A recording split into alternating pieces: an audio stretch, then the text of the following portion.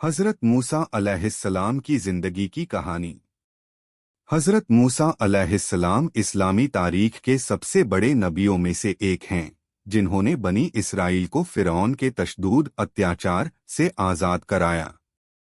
उनकी ज़िंदगी की कहानी तनाजिया, संघर्ष, संयम, अल्लाह की मदद और यकीन की मुनफरीद अनूठी मिसाल है। मिस्र का बादशाह फ़िरौन इंतहाई जालिम और घमंडी था। वह खुद को खुदा मानता था और चाहता था कि सभी लोग उसकी इबादत करें। उसने बनी इसराइल, जो पहले हज़रत यूसुफ अलैहिस्सलाम के कारण मिस्र में बसे थे, को गुलाम बना लिया था। उनके साथ गैर इंसानियत रवैया किया जाता था, उन्हें जबरन मजदूरी कराई जाती थी और उनकी औलादों को मार डाला जाता था। एक रात फ़िरौन ने एक सपना देखा कि बनी इसराइल में एक बच्चा पैदा होगा जो बड़ा होकर उसकी सल्तनत बर्बाद कर देगा। यह सपना उसके लिए एक बुरी निशानी थी। उसने अपने दरबारियों और जादूगरों से इसका मतलब पूछा। उन्होंने कहा कि एक ऐसा बच्चा जन्म लेगा जो बनी इसराइल को आज़ाद कराएगा।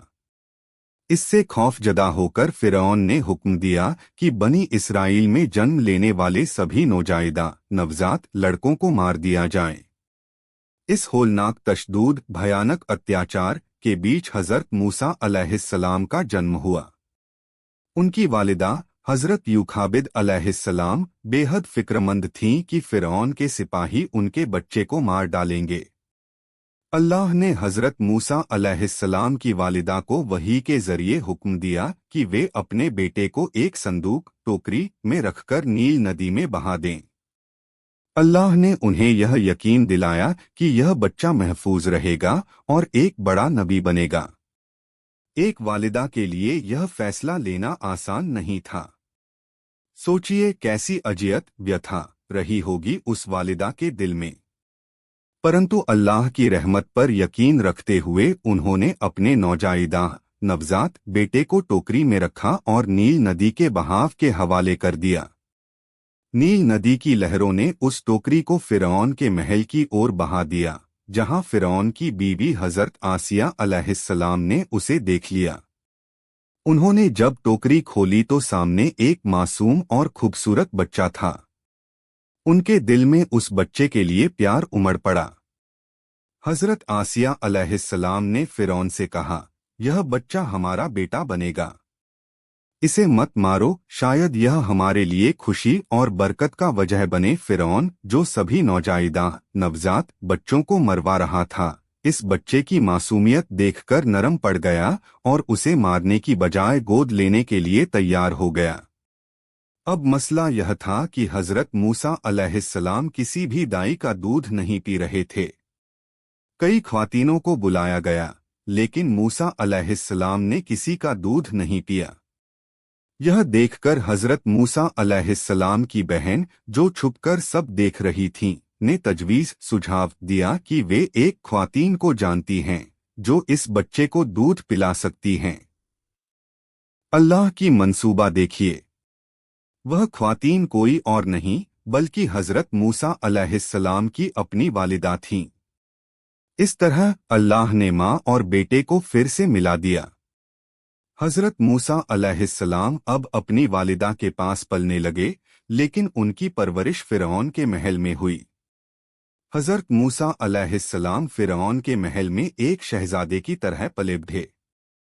उन्हें बेहतरीन इल्म, फ़ौजी तरबियत और हर प्रकार की सहूलियत दी गई। महल के लोग उन्हें फ़िरौन के जानशी के रूप में देखने लगे थे।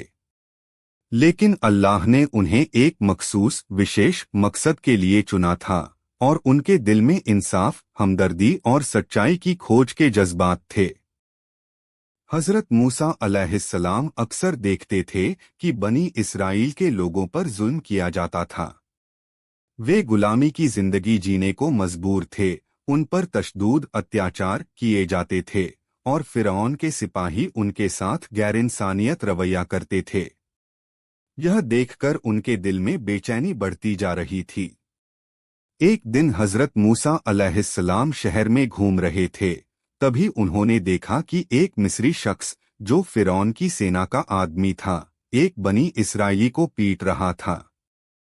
हजरत मूसा अलैहिस्सलाम को यह नाइंसाफी सहन नहीं हुई। उन्होंने जाकर बीच बचाव किया और गुस्से में उस मिस्री शख्स को मुक्का मार दिया। अल्लाह की मर्जी से वह आदमी वहीं गिरकर मर गया।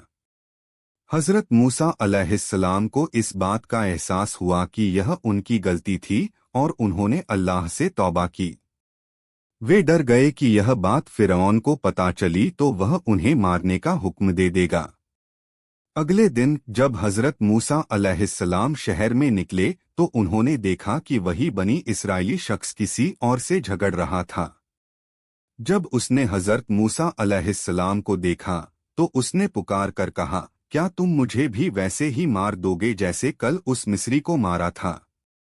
यह सुनकर लोगों को पता चल गया कि हजरत मूसा अलैहिस्सलाम ही उस मिस्री की मौत के जिम्मेदार थे। यह खबर फिरौन के पास पहुंची और उसने हुक्म दिया कि हजरत मूसा अलैहिस्सलाम को गिरफ्तार करके मार दिया जाए। अल्लाह ने हजरत मूसा अलैहिस्सलाम को वही के जरिए खबरदार कर दिया कि वे तुरंत मिस्र छोड़ दें। हजरत मूसा अलैहिस्सलाम डर और बेचैनी के बावजूद अल्लाह पर यकीन रखते हुए मिस्र से निकल पड़े।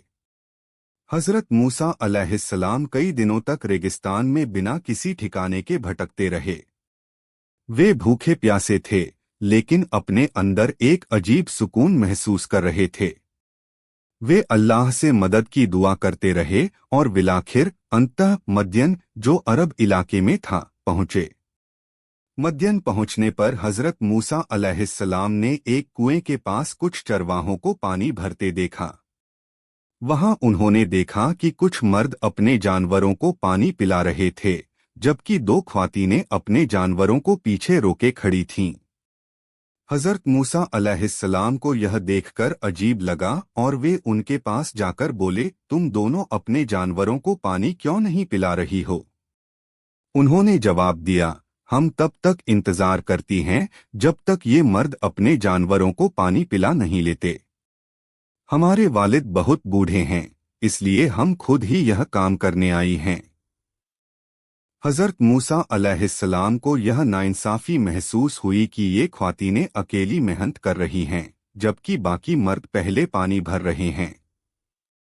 उन्होंने खुद आगे बढ़कर उनके जानवरों को पानी पिलाया। यह उनकी मेहरबानी और इंसाफ को दिखाता है। इसके बाद वे एक पेड़ के नीचे बैठ गए और अल्लाह से दुआ की, ऐ मेरे रब, मैं तेरी दी हुई किसी भी नेमत का मोहताज हूँ।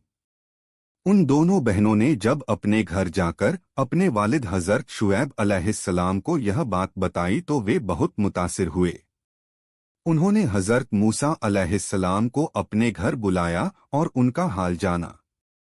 जब उन्होंने उनकी ईमानदारी और नेकदिल मिजाज देखा तो उन्होंने अपनी एक बेटी का निकाह हजरत मूसा अलैहिस्सलाम से करा दिया। इसके बदले उन्होंने यह शर्त रखी कि हजरत मूसा अलैहिस्सलाम को 10 साल तक उनके साथ रहकर उनकी भेड़-बकरियों की देखभाल करनी होगी। हजरत मूसा अलैहिस्सलाम ने इस शर्त को खुशी खुशी स्वीकार कर लिया। इस कहानी का दूसरा भाग जल्दी आएगा। To be continued.